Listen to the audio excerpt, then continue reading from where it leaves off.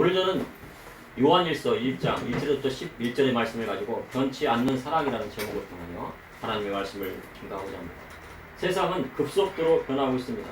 정보의 양은 늘어가고 새로운 지식에 맞추어 살려다 보니 사람들은 더욱 일에 쫓기고 항상 바쁩니다. 우리나라 사람들은 특히나 더 바쁩니다. 우리 민족은 아주 부지런한 민족입니다. 현재 평생 직장이라는 개념이 사라진 지 오래입니다. 과거 80년대, 90년대만 해도 한 회사에 들어가면 정년을 다 채우고 나올 것으로 생각을 했습니다. 그러나 현재는 정년이 정해지지 않은 직장이 많습니다. 그러니 치열한 경쟁 사회에서 이겨내지 못하고 좌절하고 합니다. 그러다가 그 사회에서 때로는 도태되기도 합니다. 그래서 세상 사람들은 급속하게 변하는 세상 속에서 살아남기 위해 몸부림을 칩니다. 그 사회에서 인정받기 위해 끝없이 경쟁하고 남을 뛰어넘으려고 합니다. 그러나 그 사회에서 인정받는 것이 쉬운 일이 아닙니다. 그런데 세상에서 변하지 않는 것이 있습니다. 그래서 그 안에 있으면 경쟁하지 않아도 행복합니다. 그것은 바로 사랑입니다. 사랑 안에 있으면 경쟁하지 않아도 되고, 그리고 그 속에는 행복이 있어요. 부모의 사랑은 변하지 않습니다. 이는 해산의 고통을 통해 아기를 낳고 그 아기를 길러 주시기 때문입니다.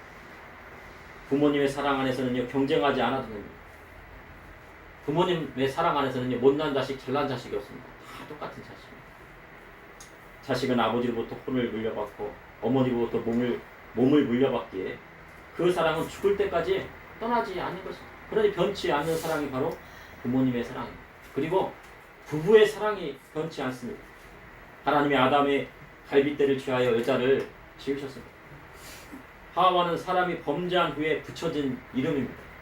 원래 여자의 이름은 없었습니다. 다 아담입니다. 그런데 사람이 범죄한 이후에 하와라는 이름을 붙여지게 된 것입니다. 그래서 아담이 여자를 보고 내 뼈 중에 뼈요, 내 살 중에 살이라는 것입니다.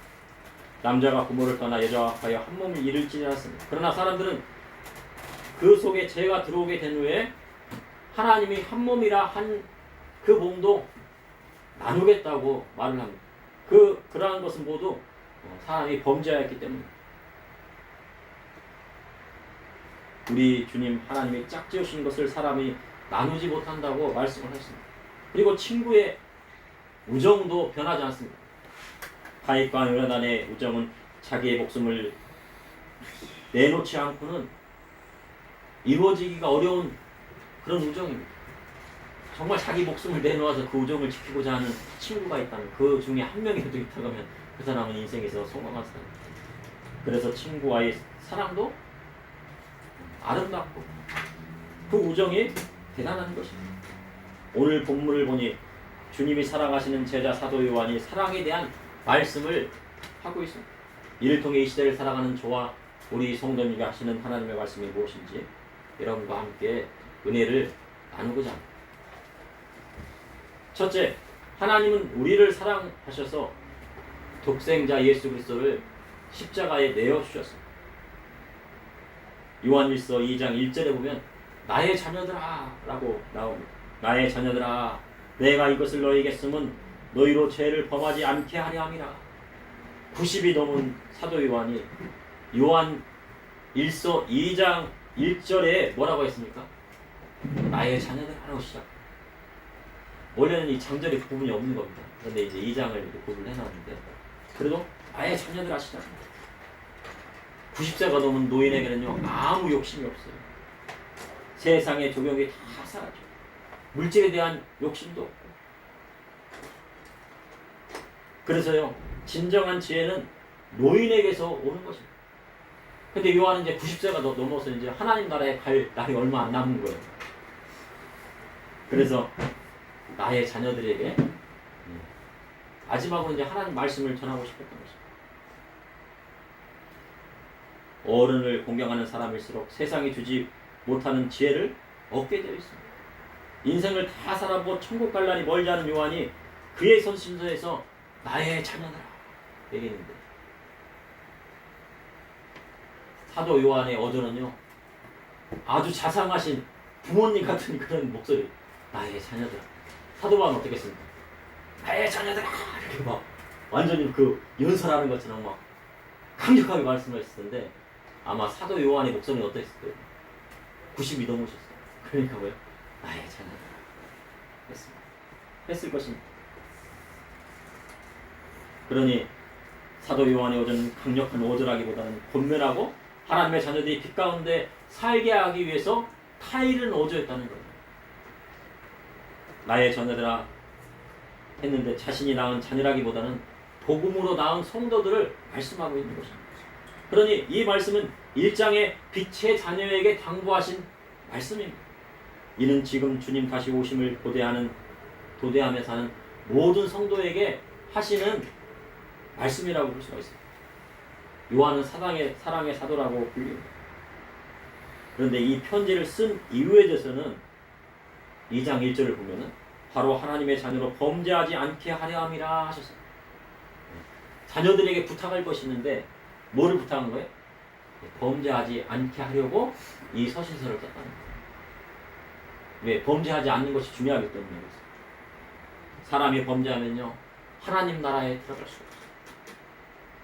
아담에게 범죄함으로 불순종의 영이 들어와서 어떻게 뭐에 이르렀습니까? 죽게 되고 사망에 이르게 되었어요. 로마서 6장 23절은 죄의 싹은 사망이라 하셨어요. 죄에서 분리되지 않으면 영생할 수가 없어요. 죄에 있는 상태에서는 천국에 들어갈 수 없습니다. 그런데 죄와 사망의 법에서 그 백성을 분리시키기 위해서 이 땅에 오신 분이 계신데 그분이 누구십니까? 바로 예수님이세요. 우리 주님은 죄가 없으신 하나님의 아들이십니다. 그러나 우리의 죄짐을 대신 지어주셨습니다. 주께서 십자가에 달려 돌아가시면 우리를 죄에서 해방시키기 위해서 했습니다. 죽을 수밖에 없는 우리를 죄에서 사해 주시고 영생을 선물로 주신 것입니다. 그래서 예수님의 보혈의 피로 씻음받은 성도마다 죄를 미워하고 죄를 이기며 살아가는 것입니다. 그 힘을 누가 주셨습니까? 바로 우리 주님이 주셨습니다. 그래서 이 서신서의 목적은 하나님의 자녀로 죄짓지 않게 하시기 위한 것입니다. 그런데 요한일서 2장 1절에 보면 누가 죄를 범하여도 라고 나와 있습니다. 죄짓지 않게 하려 함이라고 말씀하셨는데 누가 죄를 범하여도 라고 나옵니다. 그러면 그 누구는 누굽니까? 불신자입니까?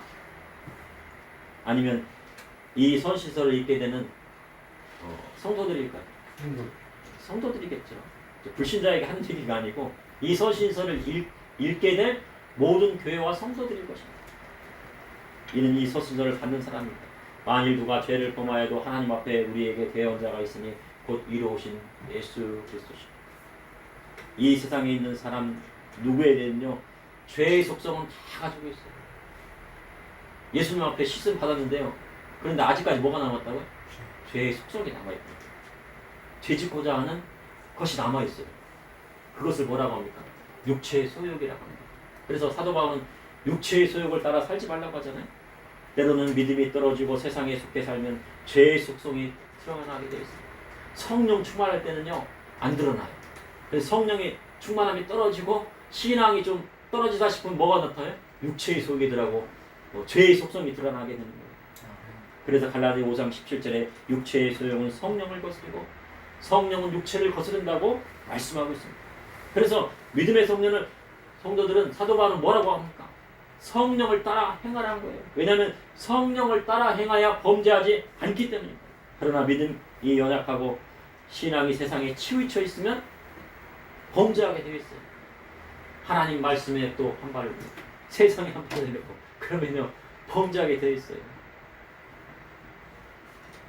다윗은요 왕궁 옥상을 거닐다가요 밧세바라는 여인이 목욕하는 것을 보게 되었어요. 그래서요 음욕이 일어나서 범죄하고 말았어요. 다윗은 어떻게 해요? 하나님을 막 찬양하는 찬양가였잖아요. 그리고 용사였잖아요. 자기 목숨을 다해가지고 싸웠잖아요. 그런데 뭐예요? 다 모든 신하들은 라빠에 가서 지금 용사들은 다 싸우고 있는 자기는 왕궁 옥상에 거기서 한가위 거닐고 있었잖아요. 원래 옥상은 어떤 곳입니까? 하나님 말씀 묵상하고 그리고 기도하는 곳이었어요.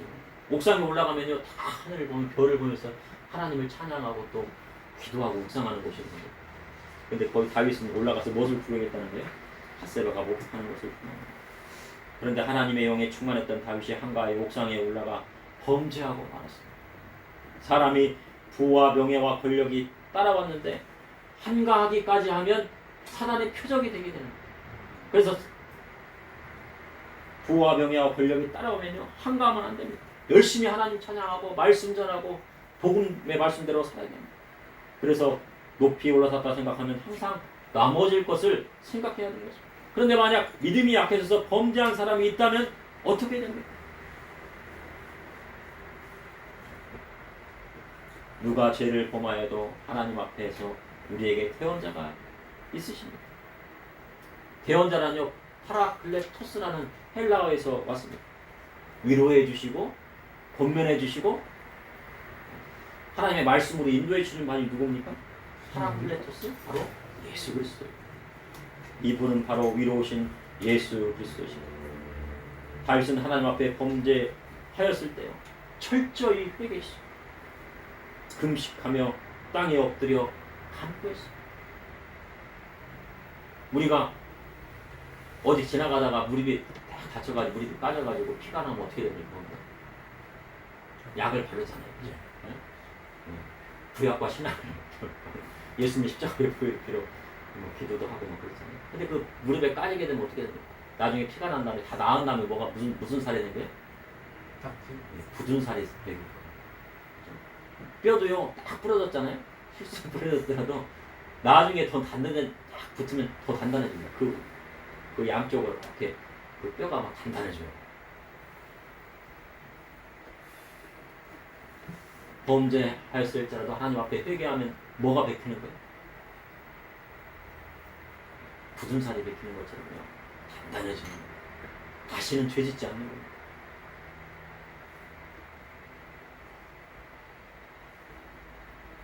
다윗은요 그 일로 인하여 간음에 대한 것에 대해서 치가 틀릴 정도로 경계했어요. 집안에서도 그래요. 어떤 집안에서 성폭행이 일어나. 그럼 어떻게 해요? 그 집안은 간음에 대해서는요 아주 막 철저하게 뭐예요? 예.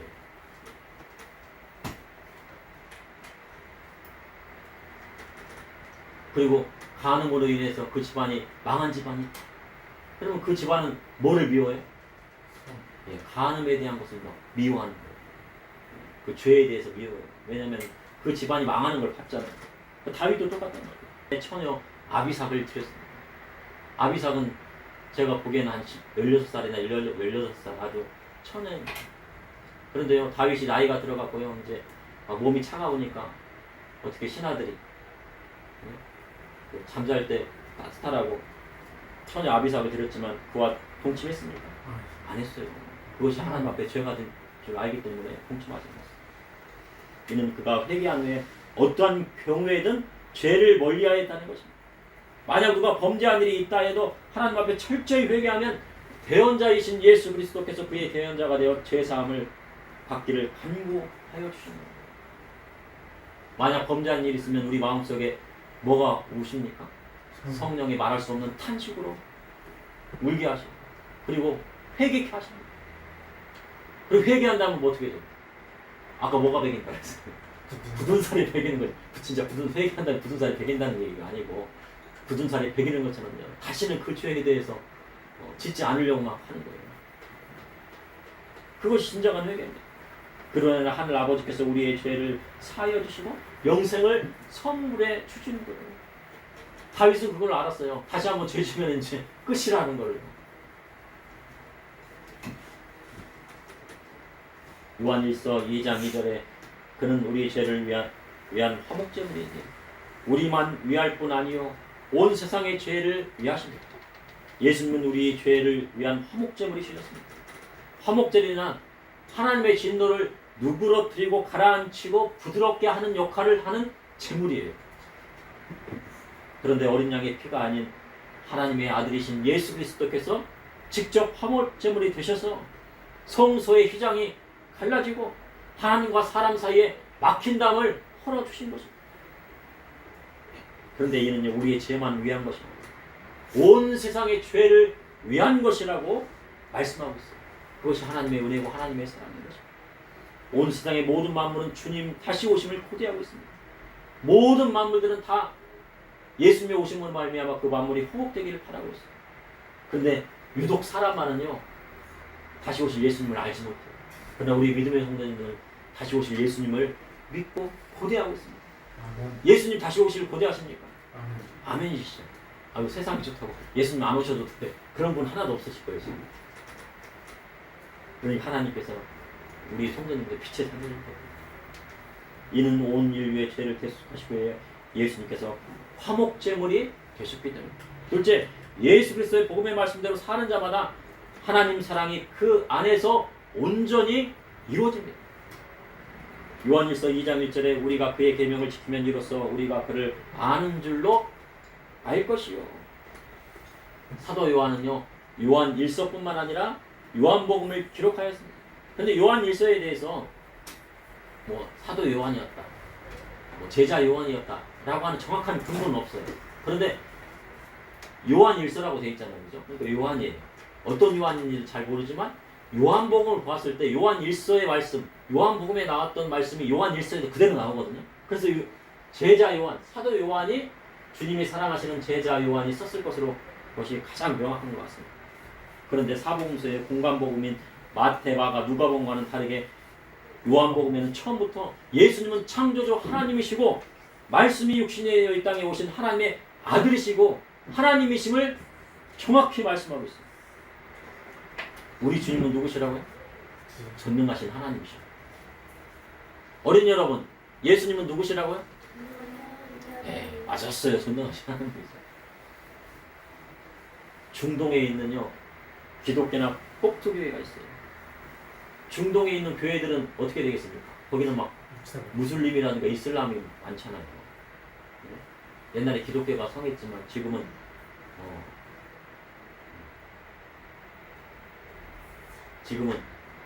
무슬림들이 많다고요. 거기서 신앙을 지키려면 어떻게 됩니까? 그냥 지켜줘야 안 되죠. 꼽투교회도 있어요. 꼽투교회는 이집트에 있는 교회입니다. 그 꼽투교회 하면요 정말 하나님 말씀대로 예수님 말씀대로 막 살려고 있어요. 그런데 중동에 있는 기독교나 꼽투교회는요 수방교회와는 달리 451년에 있는 칼케톤 공회에서 의결한 예수님의 신성과 인성을 동시에 지닌 분임을 인정하지 않았어요. 근데 우리가 신학적으로 봤을 때 예수님은 어떤 분입니까? 예수님의 신성과 인성을 다 갖고 계신 분이십니다. 그런데 꼽투교회는 예수님의 신성만을 인정하는 특이한 믿음을 가졌다는 거예요. 그럼 거기 잘못됐습니까? 우리 신학적으로 잘못됐죠. 그런데 중동이나 이집트 지역은 이슬람 지역이에요. 그런데 무슬림들은요 예수님을 어떤 분으로 아냐면 이사라고 해요.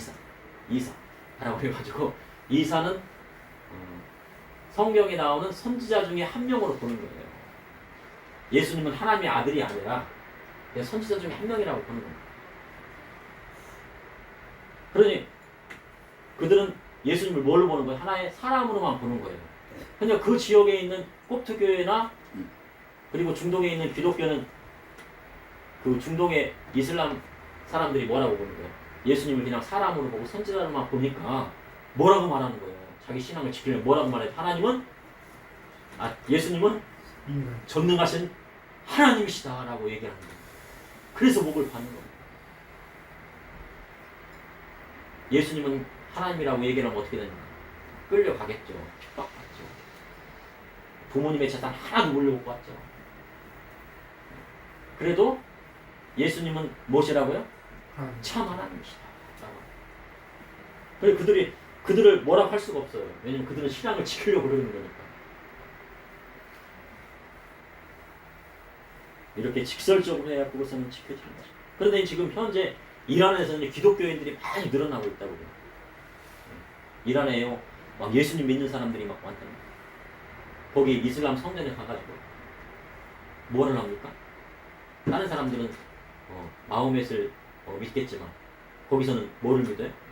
거기 알라를 믿지만 알라신을 믿겠지만 예수 믿는 사람은 어떻게 해요? 네, 거기서는 예수님을 하나의 선지자로 보니까 거기 가서는 다 보여. 예수님은 하나님의 선지자가 아니고 예수님은 참 하나님이십니다 라고 고백하는 거예요. 마음속으로. 그러면서 그것이 드러나면 어떻게 돼요? 예, 감옥에 들어갑니다. 2, 3년 갔다 오게 되고 또 그리고 부모님으로부터 버림받은 자식이 되고 재산 다 제거 상속도 못 받고 사회생활도 잘 못하는 거예요. 직장도 공무원도 못해요. 그런 가운데서 이란 가운데요 예수를 믿는 사람들이에요. 그러니까 우리가 신앙생활 하는 거하고요 그곳의 신앙생활은 다르다는 거예요. 근데 그런 사람들한테 그걸 잘못했다면 됩니까? 안 됩니까? 안 되겠죠. 분명 우리 예수님은 참 하나님이시고 참 인성을 지신 참 사람이십니다. 그래서 우리 예수 그리스도께서는 신성과 인성을 함께 지니신 분이시라는 것입니다. 요한복음 14장 21절에 나의 계명을 지키는 자라 나를 사랑하는 자니 나를 사랑하는 자는 내 아버지께 사랑받을 것이요 나도 그를 사랑하여 그에게 나를 나타내리라. 나의 계명이란 사복음서에 나와 있는 그리스도의 복음의 말씀입니다. 예수님께서 하신 말씀을 지키는 자는 주님을 사랑하는 자고 주님을 사랑하는 자는 하나님 아버지 하나님께 사랑받을 것이라 하셨습니다. 그리고 주님이 그를 사랑하여 나타내리라 하신 거예요. 주님의 말씀대로 사랑하는 사람은 주님이 직접 나타내시겠어요. 환상을 통해서 아니면 말씀을 통해서. 요한일서 2장 4절에 그를 아노라 하고 그의 계명을 지키지 아니하는 자는 거짓말하는 자요 진리가 그 속에 있지 아니하냐. 예수님을 아노라 하고 그분의 말씀을 지키지 않는 자는 거짓말하는 자라 하셨습니다. 예수님을 다시 십자가에 못 박는 자와 같다는 것이에요. 예수님을 누가 못 박았습니까? 어린이 여러분, 예수님 누가 못 박았어요? 로마 병정들이 못 박았죠, 그렇죠? 로마 병정들이 못을 박았어요. 그러나 예수님께서 십자가에 달리신 이유는요, 온 인류의 죄를 대속하시기 위해서 화목제물이 되시기 위한 것입니다. 아멘. 다시 말해 누가 못 박았다는 거예요? 주인들. 우리가 못 박았다. 우리 때문에 못 박히셨다는 거예요. 그런데 주께서 그 큰 희생을 하셨는데 그의 계명을 지키지 않으면 어떻게 됩니까? 거짓말하는 자가 되고 예수님을 다시 십자가에 못 박는 사람이 되고 만다는 것입니다. 십자가에 못을 박아보셨습니까? 그럼 막 수련회 가면 못 박잖아요. 십자가 막 안 들어가고. 저도 한 2번 박아봤어요. 박을 때 고통스럽지는 않고 그렇습니다. 어떤 사람은 그냥 웃으면서 박기도 하고 어떤 사람은 자기 죄에 대해서 막 하면 고백하기도 하고 그렇더라고요. 근데 어떤 사람은 아니 그렇게까지 해갖고 진짜 나무 십자가를 만들어 놓고 못을 박아서 되냐고 막 얘기를 한답니다. 그런데요 내 입에 죄 지은 사람이 다시 죄를 짓고 자기가 가장 아끼는 어린 양을 또 끌고 와서 잡아야 한다면요 그 고통은 이루 말할 수 없는 거예요. 내가 가장 사랑하는 어린 양, 내가 맨날 품에 기르던 어린 양을 가져다가 또 그것을 껍질 벗겨가지고 예? 잡는다고 하면 얼마나 고통스러운 거예요. 그러니까 우리가 죄를 짓는다는 것, 다시 죄를 짓고 죄의 속성 안에서 또 계속 산다는 것은 뭐 하는 거예요? 예수님을 다시 십자가에 못 박는 거하고 같다는 얘기입니다. 아멘. 요한일서 2장 5절에 누구든지 그의 말씀을 지키는 자는 하나님의 사랑이 참으로 그 속에서 온전하게 되었나니 이로써 우리가 그의 안에 있는 것을 아노라. 누구든지 그리스도의 복음의 말씀을 지키는 자는 하나님 사랑이 참으로 그 속에 온전히 이루게 된다고 말씀하고 있습니다. 주님의 계명을 지키는 자는 우리가 예수 안에 있는 것입니다. 그 사람이 세상에 있는지 아니면 예수 그리스도의 안에 있는지 아는 방법은 딱 한 가지가 있어요. 그분의 말씀대로 사느냐, 그분의 말씀대로 살지 않느냐에 따라서 그 사람이 예수님 안에 있느냐 아니면 세상 안에 있는지를 알고 있는 것입니다. 그래서 6절에 그의 안에 산다고 하는 자는 그가 행하신 대로 자기도 행할지니라. 요한일서 2장 7절에 사랑하는 자들아 내가 새 계명을 너희에게 쓰는 것이 아니라 너희가 처음부터 가진 옛 계명이니 이 옛 계명은 너희가 들은 바 말씀이거니와. 사도 요한은요 새 계명과 옛 계명에 대해서 말씀하고 있습니다. 그러면 새 계명은 뭐고 옛 계명은 무엇입니까? 요한이 말씀하고 있는 새 계명은 무엇이고 옛 계명은 뭐예요? 새 계명은 서로 사랑. 옛 계명은 근데 사도 요한은요 그가 기록한 요한복음 13장 14절에 새 계명을 너희에게 주노니 서로 사랑하라. 내가 너희를 사랑한 것 같이 너희도 어떻게 하라고요? 사랑하라. 하셨잖아요. 그럼 새 계명은 뭐예요? 서로 사랑. 서로 사랑. 누구의 말씀이에요? 예수님. 예수님 말씀이잖아요. 새 계명은 뭐라고요? 예수님 말씀이에요. 그런데요, 어떤 해석을 보면 어떤 학자는 그럽니다. 요한이 말한 새 계명은 지금 말하는 것이고 옛 계명은 예수님께서 옛날에 말씀하셨던 것이 옛 계명이다라고 얘기합니다. 맞습니까? 틀립니까?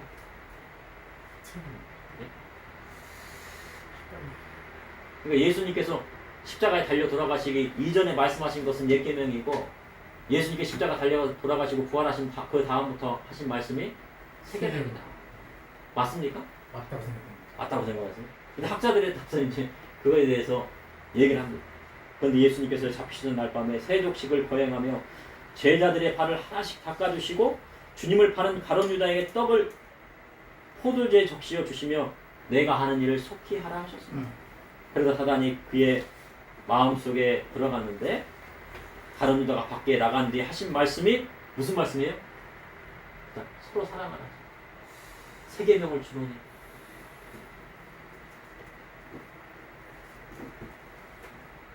너희가 서로 사랑하라.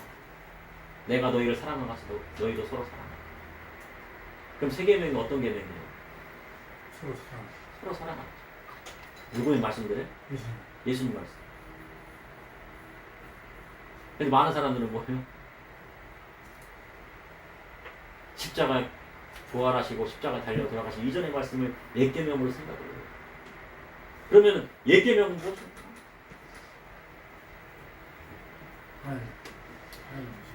셋째, 하나님 말씀 안에 거하는 자는 서로 사랑하는 자입니다. 요한일서 2장 7절에 사랑하는 자들아 내가 새 계명을 너희에게 쓰는 것이 아니라 너희가 처음부터 가진 옛 계명이 너희가 들은 바 말씀이거니와. 사도 요한이 서신서를 받는 자들에게 뭐라고 말씀하십니까? 사랑하는 자들아. 부드럽게 말씀하고 있어요. 새 계명을 쓰는 것이 아니라 너희가 처음부터 가진 옛 계명이라 합니다. 옛 계명에 대한 학자들의 의견은 분분합니다. 그러나 옛 계명은요 구약 성경에 나오는 계명의 말씀을 말씀하고 있습니다. 신약 성경은 전부 1세기경에 쓰여졌지만 그것이 정경화되고 지금처럼 27권이 되기까지는 397년 카르타고 종교회의에서 의결된 거예요. 그러니 옛 계명은 성경을 가지고 있는 구약 성경을 말씀하고 있는 거예요. 요한이 여기 기록할 때 성경 27권이 다 합쳐서 다 기록되어 있습니까? 그러면 옛날에 너희들이 받았던 계명은 뭐예요? 구약 성경이라는 거예요. 마태복음 5장 18절에 진실로 너희에게는 천지가 없어지기 전에 율법의 1.1획도 결코 없어지지 아니하고 다 이루려 하셨어요. 구약 성경 하나님 말씀이 없어지는 것이 아닙니다. 그것이 다 이루는 것입니다. 지난 시간에 주님을 찾아온 율법서에 대한 말씀을 했습니다. 율법서가 뭐를 물어봤습니까? 예수님께 가장 큰 계명이 무엇이냐고 말씀했잖아요. 물었잖아요. 그랬더니 예수님께서 뭐라고? 첫째는 주 너희 하나님을 사랑하고 둘째 계명은 뭐라고요? 내 이웃을 내 자신, 내 몸과 같이 사랑하라 하신 말씀입니다. 그 두 계명 안에는 뭐가 다 들어있다는 거예요? 십계명에 있는 모든 말씀이 그 안에 다 들어있다는 거예요. 그래서 가장 큰 계명이기 때문에 이 말씀이 율법이고 선지자의 강령이라는 것입니다. 그러니 십계명을 교회 다니면서 십계명을 옛계명이라고 지키지 않아도 된다고 하는 사람이 있다는 거예요, 없다는 거예요? 있다. 있죠. 근데 예수님께서는 그 십계명의 말씀을 지켜야 된다고 말씀하셨습니까? 지키지 말라고 했습니까? 지키라고. 옛계명이라고 생각하지만 그것을 지키라고 하셨어요? 안 지키라고 했어요? 지키라고 하셨잖아요. 그것이 율법이고 선지자의 강령이라고 했습니다. 그에 대해 사도가 바울은 로마서 13장 9절 이하에 십계명의 말씀을 들었습니다. 그리고 결론을 내렸어요. 로마서 13장 9절에 10절에 간음하지 말라, 살인하지 말라, 도둑질하지 말라, 탐내지 말라 한 것입니다. 그 계명, 다른 계명이 있을지라도 내 이웃을 내 자신과 같이 사랑하라 하신 그 말씀 가운데 다 들어있느니라. 근데 지금 사도 바울이 간음하지 말라, 살인하지 말라, 도둑질하지 말라, 탐내지 말라는 어떤 계명이 들어있는 겁니까? 십계명. 이 십계명 안에 다 들어있잖아요. 그것이 이웃 사랑 안에 다 들어있다는 거예요. 예수님께서 말씀하신 두 번째 말씀, 내 이웃을 내 자신과 같이 사랑하라는 말씀에 달렸기 때문에 이웃에게 악을 행하지 말고 선을 행하라 하신 것입니다. 그러니 사도 바울은 마태복음 22장 34절 이하의 말씀을 인용한 겁니까? 인용하지 않은 겁니까? 인용했죠. 그럼 주님이 율법사에게 하신 말씀은 바울이 예수님의 말씀을 인용한 것입니까? 예. 아니면은 마태가요 사도 바울의 로마서 13장을 인용한 것입니까? 인용했습니다.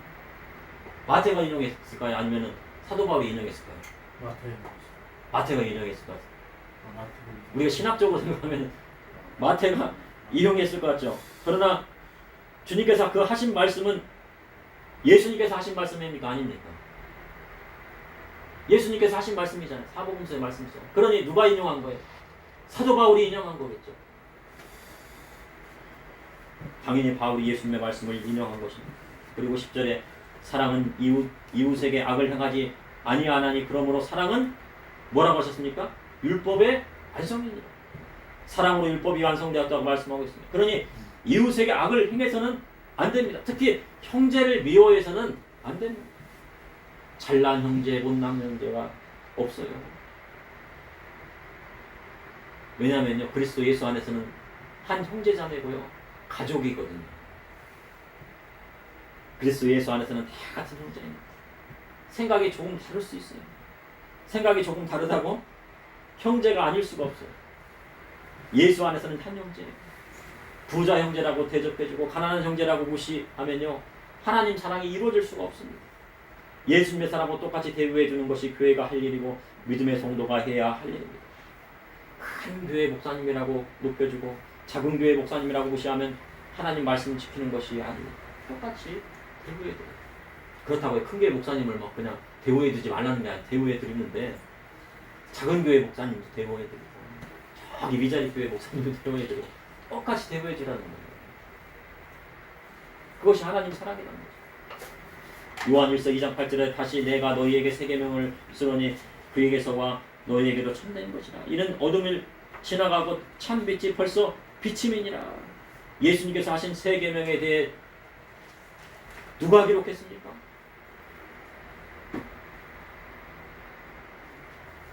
예수님께서 하신 새 계명에 대한 말씀 누가 기록했어요? 사도 요한이 요한복음에 기록하고 있잖아요. 예수님의 제자였죠. 그러면은 마태복음에 있는 가장 큰 계명, 아까 말씀드렸잖아요. 예, 그 계명은 누가 기록했습니까? 예, 마태가 기록했잖아요. 그럼 마태는 예수님 옆에 있었습니까? 아니었습니까? 같이 있었습니다. 예수님 저 옆에서 다 들은 말씀을 기록한 거잖아요. 그러면은 로마서에 있는 그 말씀을 마태가 인용한 겁니까? 아니면은 사도 바울이 인용한 겁니까? 예?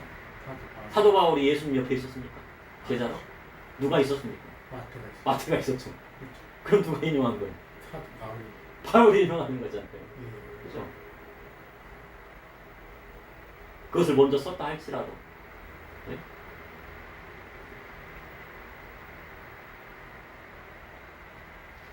사도 요한이 요한복음을 기록하고 있습니다. 주님 대제사장과 그 무리에게 붙들려 가시고 제자들을 다 도망치는 환난이 왔을 때 그 직전에 하신 말씀이 무엇입니까? 바로 새 계명을 주시며 서로 사랑하는 것입니다. 환난이 오고 핍박이 와도 형제끼리 서로 사랑하면 그 환난도 이겨낼 수 있다는 것입니다. 구절의 빛 가운데 있다 하면서 그 형제를 미워하는 자는 지금까지 어둠에 있는 자요, 예수님을 믿는다 하면서 그 형제를 미워하면 어둠 속에 속한 자라 하셨습니다. 그러나 형제를 사랑하는 자는 빛 가운데 거하여 자기 속에 꺼리낌이 없다고 말씀하고 있습니다. 그러니 당시 에베소 지역의 교회 중에서는요, 형제를 미워하는 교회가 있었다는 거예요. 부자라고 대접해주고 가난한 복음 사역자라고 멸시하는 교회가 있었다는 거예요. 10절에 그의 형제를 미워하는 자는 어둠에 있고 또 어둠에 행하며 할 곳이 알지 못하나니 이는 그 어둠이 그의 눈에 멀게 하였습니다. 교회에서 권위를 내어 세우고요, 가난한 순회 사역자라고 무시하면 벌써 그는 어둠에 속한 자예요. 그것은 바로 요한 3서에 나와 있습니다. 이는 그 안에 그리스도의 사랑이 없기 때문입니다. 예수님께서 우리를 어떻게 사랑하셨습니까? 하셨는데 형제를 사랑하지 않고 자기의 기득권을 내세우며 가난한 복음전자를 무시합니다. 그렇게 형제를 무시하는 교회와 교인이 있다는 거예요. 그러나 사도 요한은 형제를 그리스도의 사랑으로 감싸주고 그분의 말씀대로 나아가는 자마다 하나님 사랑 안에 거한다고 말씀하고 있는 거예요. 그러므로 하나님은 우리를 사랑하셔서 독생자 예수 그리스도를 십자가에 넣으셨습니다. 예수 그리스도의 복음의 말씀대로 사는 자마다 하나님 사랑이 그 안에 온전히 이루게 됩니다. 하나님 말씀에 거하는 자는 서로 사랑하는 자입니다. 잠시 기도하시겠습니다. 주님 감사합니다. 이렇게 주님 앞에 나와 예배드릴 수 있도록 인도하여 주시니 감사합니다. 요한 1서 2장에 나의 자녀들, 나의 사랑하는 자들, 아버지 하나님 사도 요한을 통하여서 말씀하여 주시니 감사합니다. 우리가 하나님의 자녀가 되게 하여 주시니 감사합니다. 저와 우리 성도님들이 하나님의 사랑받는 자 되게 하여 주시니 감사합니다. 하나님의 은혜 안에 있게 하여 주셨사오니 감사합니다. 하나님 나라와 천국을 허락하여 주시니 감사합니다. 아버지 하나님 감사해서 이제는 우리 주님의 말씀대로 살기를 원합니다. 주님 인도하여 주셨습니다. 우리가 세상적으로 살아가지 않냐고 오직 하나님 말씀대로 사랑하였어 주님 안에 거하게 하여 주시고 하나님 사랑 안에 거하게 하여 주시고 형제를 미워하지 아니하고 형제를 사랑합니다. 하나님의 말씀대로 이끌 수 있도록 인도하여 주시옵소서. 예수님의 이름으로 아멘.